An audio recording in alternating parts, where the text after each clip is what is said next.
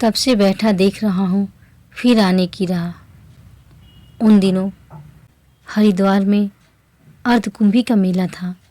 मैं भी गया था। मैंने 3 दिन से लक्ष्य किया कि एक सिपाही सरकारी वर्दी में एक करील के नीचे बैठा माला जपा करता है। तीसरे दिन मैं उसके पास गया। उसने हाथ जोड़कर जय सीताराम स्वामी जी कहा। मैं पास ही बैठ गया। मैं, तुम किस टाइप के सिपाही हो जी? वह, क्यों स्वामी जी? मैं, सिपाही के हाथ में माला, सिपाही के हाथ में तो चाहिए भाला। वह, क्या एक सिपाही भक्त नहीं बन सकता महाराज? मैं, जो भक्त होगा वह सिपाही नहीं बनेगा और जो सिपाही होगा वह भक्त नहीं बनेगा। दोनों विपरीत अवस्थाएं हैं। वह, परंतु मुझ में दोनों बातें हैं। मैं, देखो सिपाहियों का जीवन। वे देखो, वे 2 सिपाही गांजे के दम लगा रहे हैं। वह देखो, एक सिपाही किसी गरीब यात्री से पैसे ऐंठ रहा है। उधर देखो, वे 3 सिपाही पुल पर आने वाली युवतियों को कैसे घूर रहे हैं, मानो विधाता रचित सौंदर्य चंद्र के राहु केतु हैं। वह, आप ठीक कह रहे हैं। आज हमारी सिपाही की कौम ही अधर्मी हो गई है। मैं, इधर तुमको देखो, सबसे अलग विरागी की तरह माला जप रहे हो। किसका मंत्र जप रहे हो? वह, विष्णु भगवान का। मैं, मंत्र किसने दिया? वह, मेरे गुरु ने। मैं, तुम्हारा गुरु कौन है? वह, मेरी स्त्री। मैं, खूब विरोधाभास का जोड़ा। वह, सो क्यों स्वामी जी? मैं, एक तो सिपाही भक्त और दूसरे स्त्री गुरु। ये दोनों ही विरोधाभास है। यानी सिपाही भक्त नहीं बन सकता क्योंकि सिपाही की जात आज जालिम हो गई है, और स्त्री गुरु नहीं बन सकती क्योंकि औरत की जाति मायाविनी होती है। परंतु तुम्हारे पास दोनों विरुद्ध बातें उपस्थित हैं। यही आश्चर्य है। वह, कभी कभी सिपाही भी भक्त बन जाता है और कभी कभी स्त्री भी गुरु बन जाती है। मैं, यह भी ठीक है। भगवान असंभव को भी संभव बनाया करते हैं। संभव, असंभव और अन्यथा संभव, ये तीनों हरकतें भगवान में हैं। वह, लक्ष्मण जी की गुरु सुमित्रा देवी स्त्री जाति की ही थी। तुलसीदास जी की गुरु रत्नावली स्त्री ही थी और गोपीचंद की गुरु उनकी माता मैनावती जी भी स्त्री ही थी। इसी प्रकार मेरा गुरु स्त्री ही है। मैं, तुम्हारा नाम? वह, मुझे लोग ठाकुर जीवन सिंह कहते हैं। मैं, कहाँ के रहने वाले हो? वह, जौनपुर। यहाँ कुंभ के लिए मेरी ड्यूटी है। मैं, अच्छा तो जीवन सिंह जी, आप अपनी कहानी सुना जाइए। जीवन सिंह ने माला रख दी और कहने लगा, आप नहीं मानते तो सुन लीजिए मेरी विचित्र कहानी। मैं, क्योंकि तुम्हारी कहानी में अवश्य कोई अघट घटना होगी। जीवन सिंह, अघट घटना जरूर है। उसी घटना ने मुझे पागल बना दिया है। मैं, कहो क्या बात है, शायद मैं कोई सलाह दे सकूं। जीवन, इसलिए सुनाता हूं कि शायद आप कोई रास्ता दिखलाएं। बात यह है कि मैं पक्का सुधारक था, सबका खंडन करता था, और मेरी स्त्री थी परम श्रद्धालु, घोर सनातन धर्मी। मैं, घोर सनातन धर्मी? जीवन, घोर नहीं बल्कि घनघोर सनातन धर्मी। मैं, इसके क्या मानी? जीवन, उसने आंगन में तुलसी का वृक्ष लगा रखा था और एक मूर्ति शालग्राम जी की रख दी थी कि जो उसके गुरु उसे दे गए थे। तुलसी के घरौंदे में भगवान विष्णु जी की तस्वीर टंगी थी।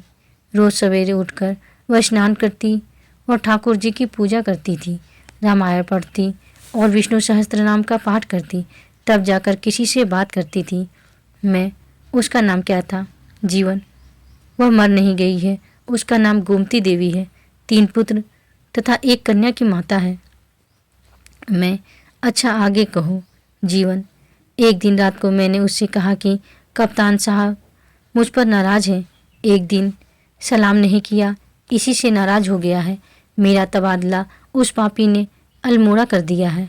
गोमती, अल्मोड़ा कहाँ है? जीवन, जहाँ के हमारे मुख्यमंत्री और प्रसिद्ध कवि दोनों पंत जी हैं। वह एक पहाड़ी जिला है। वहाँ के लोग बड़े रूखे माने जाते हैं। यहाँ से बहुत दूर है, धरती के छोर पर समझो। गोमती, तो क्या करोगे? जीवन, इस्तीफा दूंगा। गोमती, गुजर कैसे होगी? जीवन, खेती करूंगा। उत्तम खेती ही है, नौकरी तो निकृष्ट है। गोमती, मत घबराओ, मैं अपने विष्णु भगवान से प्रार्थना करूंगी, तुम्हारा तबादला मनसूख हो जाएगा। जीवन, मैं कप्तान के पास जाकर तबादला रोकने की प्रार्थना कदापि नहीं करूंगा। गोमती, मत करना। जीवन, फिर भी तबादला रुक जाएगा? गोमती, हाँ रुक जाएगा। जीवन, कैसे? गोमती, विष्णु भगवान रोक देंगे। जीवन, अरे भोली, विष्णु भगवान कोई चीज़ नहीं। गोमती, वाह वाह, यह खूब कही। जीवन, ब्रह्मा विष्णु और शंकर की कल्पना पोंगापंथी सनातनियों के सड़े दिमाग की हुई है। हम लोग कल्पना के पीछे नहीं दौड़ते, सच्चाई को अपनाते हैं जो सदा हमारे सामने होती है। विष्णु को किसने देखा है? असल में विष्णु नामक कोई चीज़ इस संसार में नहीं है। कोई परमात्मा है भी तो वह निराकार परमात्मा ही है। गोमती, वही निराकार हैं, वही साकार हैं, वही ब्रह्मा नाम से साकार द्वारा जगत की रचना करते हैं, वही विष्णु भगवान के रूप से संसार का पालन करते हैं और वही परमेश्वर रुद्र शंकर के साकार द्वारा संहार करते हैं। जीवन, हंसकर, मैं यह तो मान ही नहीं सकता कि विष्णु भगवान कोई चीज़ है, पर यदि विष्णु कोई थे तो अब बूढ़े हो गए होंगे या मर गए होंगे। गोमती, नहीं, देवता न तो बूढ़े होते हैं और न मरते हैं, फिर भी वे तो देवों के भी देव हैं, साक्षात ईश्वर ही हैं। जीवन, मैं तो तब जानूं कि विष्णु भगवान ही जगत के पालक हैं जब मेरा तबादला रुक जाए और मुझे कप्तान के सामने गिड़गिड़ाना न पड़े। गोमती, ऐसा ही होगा। जीवन, यदि ऐसा हुआ तो मैं अपनी सुधार की को भाड़ में झोंक दूंगा और तुम्हारे सनातन धर्म में आ जाऊंगा। इतना ही नहीं, तुमको गुरु मानूंगा। गोमती, आज मैं प्रार्थना करूंगी। जीवन, कल प्रातः मैं इस्तीफा दे दूंगा, लिखा रखा है, इसलिए आज ही जो कुछ करना हो कर डालना, क्योंकि परसों अल्मोड़ा जाने का हुक्म मिलेगा। पेशकार साहब ने पक्की खबर दी है। हुक्म तबादला लिखा जा चुका है, साहब के दस्तखत भी हो चुके हैं, परसों मुझे दे दिया जाएगा। गोमती, आप निश्चिंत होकर अपने पहरे पर जाइए। मैं, क्यों? जीवन सिंह, कप्तान साहब किस जाति का था? जीवन, अंग्रेज बच्चा था। मिस्टर यार्क साहब बड़े कड़े मिजाज का अफसर था। सुपरिटेंडेंट पुलिस को भी कप्तान कहते हैं हम लोग। मैंने कहा, अच्छा, फिर क्या हुआ? जीवन, मैं कलेक्टरी पर पहरा देने जा रहा था। आधी रात का समय था। आधी रात से प्रातः तक मेरी ड्यूटी थी। जब कचहरी के पास पहुंचा तो मुझे एक पंडित जी मिले। मेरे कुल पुरोहित पंडित दूलीचंद को पहचानकर मैं खड़ा हो गया। सनातन धर्मी न होने के कारण मैं तो उनको अपना पुरोहित नहीं मानता था, परंतु गोमती मानती थी और वह उनको बहुधा बुलाकर व्रतों की व्यवस्था किया करती थी। मुझसे उन्होंने कहा, मुझे तुम्हारे तबादले का हाल मालूम है। कल सुबह इस्तीफा मत पेश करना, कल दोपहर को मनसूखी तबादला का हुक्म मिल जाएगा। इतना कहकर वे चले गए। मैंने उनकी बात पर कोई ध्यान नहीं दिया, क्योंकि ज्योतिषी पर मुझे विश्वास नहीं था और वे एक ज्योतिषी थे। मैंने पूछा, फिर सुबह इस्तीफा पेश किया? जीवन, मैंने इतनी बातें निश्चय कर ली कि इस्तीफा सुबह नहीं, कल शाम को दाखिल करूँगा। अपनी स्त्री तथा पंडित जी की बात की जांच भी तो करनी थी। मैं, आगे कहो। जीवन, जब पहरा देकर मैं सुबह घर गया तब अपनी स्त्री से ज्योतिषी वाली बात कही। वह बोली कि उसने भी प्रार्थना की थी। इसके बाद बड़े लड़के को भेजकर पंडित दूलीचंद जी ज्योतिषी को मेरी स्त्री ने घर पर बुलाया और वे आए। गोमती ने उनको सादर बैठाया और पूछा, कल आधी रात को आपने ठाकुर साहब से क्या कहा था? पंडित जी, कुछ नहीं। जीवन, आप कल आधी रात को कचहरी के पास मुझे मिले थे या नहीं? पंडित, नहीं। जीवन, तब वह कौन था? पंडित जी, मुझे नहीं मालूम। जीवन, कल आधी रात आप कहीं गए थे? पंडित जी, कल रात को मैंने घर से बाहर कहीं डग भी नहीं मारी। जीवन, मैं यह मान नहीं सकता। सिपाही हूँ, मुझे कोई चकमा नहीं दे सकता। पंडित जी, मेरे पास सबूत भी है। जीवन, कैसा सबूत?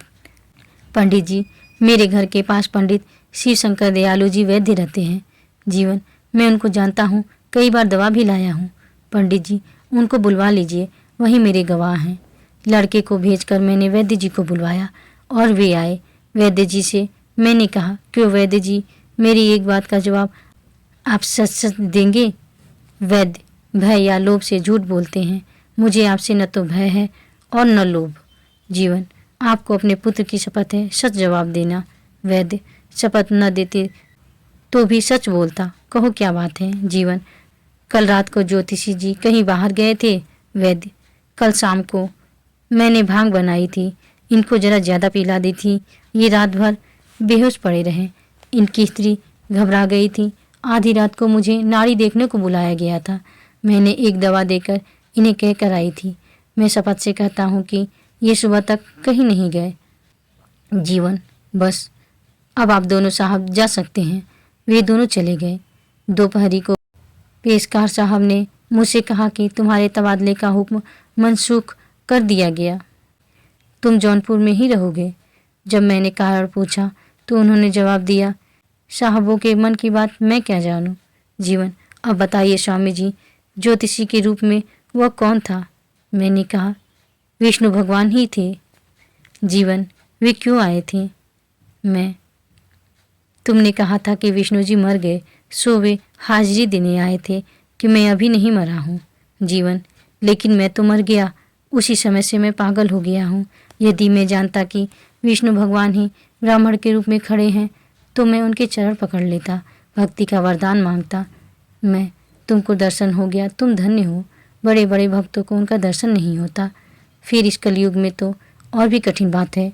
जीवन, मेरी स्त्री ने हरि शरणम वाला मंत्र मुझे दिया, उसी मंत्र को माला पर जपा करता हूँ और तब से बैठा देख रहा हूँ फिर आने की राह। मैं इस प्रकार तुमको सुधार की क्या भूत छोड़ गया। जीवन, मैंने समझ लिया कि इस सुधार की में कुछ तथ्य नहीं है, केवल हठ धर्मी ही है। ज्ञान तो इसमें नहीं की समान है, यथार्थ ज्ञान से इसका कोई संबंध नहीं है। मैं, ठीक है। जीवन, क्यों स्वामी जी, अब क्या फिर दर्शन नहीं होंगे? मैं क्या जानूं साहबों के मन की बात। यदि वे प्रसन्न हो जाए तो वे प्रतिदिन दर्शन दे सकते हैं, प्रसन्न न हो तो 7 जन्म न मिले, विष्णु भगवान समान न आन। जीवन, मैं प्रयत्न तो यही कर रहा हूँ कि एक बार फिर मिले। मैं, किए जाओ प्रयत्न मेरे प्यारे, यह प्रयत्न ही मनुष्य जीवन का सबसे बड़ा फल है। जीवन, यही मेरे जीवन की एक अघटन घटना है। मैं, खूब है भैया, तुम सचमुच अजीब सिपाही हो।